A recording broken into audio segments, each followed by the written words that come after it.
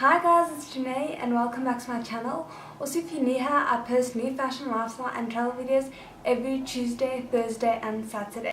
So today I'm going to be discussing what I learned during my 6 months of YouTube, and more specifically I'm going to be focusing on how to edit better and more effectively. If you enjoyed this video, please consider subscribing and hitting that notification bell so you get notified when I post.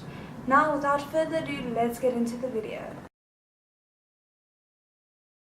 First things first is the sound. Now, of course, it's important to try and edit out the ums and ahs if you can, but that's not the only important thing when looking at sound.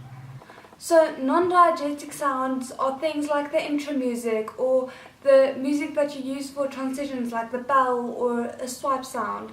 So, of course, those sounds give the video a more professional and well-rounded feel, but that only helps if the volume of the transition music or intro music matches up to the rest of the video. It doesn't look good if the audience has to constantly be turning the volume up and down because the intro music was so loud but the rest of the video ended up being super soft. So if you have something like Premiere Pro or DaVinci Resolve, the volume is quite easy to check and control, as is the sound editing.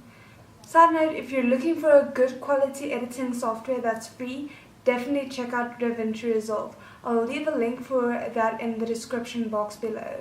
However, if you're working on something like Windows Movie Maker where the sound design and control is somewhat lacking, there is still a way to do it, and that is through Reaper, which is a sound editing software that is free and that I'll leave a link to in the description box below as well. Last thing in terms of sound, if you're trying to record a voiceover and you're struggling with it, I suggest doing it inside a car, because a car has really good isolation and will keep out a decent amount of noise.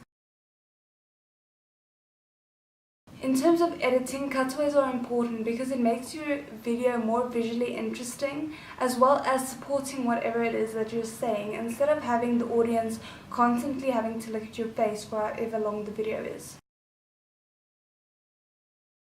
Okay, so this might sound very strange, but the way you film something can have an effect on the ease with which you then edit it. So if you're anything like me, I prefer to have a script. So I section off what I'm going to say into like a few sentences, and then I take a breather so that I can look at my script again and be sure that I know where I'm going with what I'm saying. So for example, this that I just told you was sectioned off. So between these sections, even if you're not doing a script, I still recommend you do this.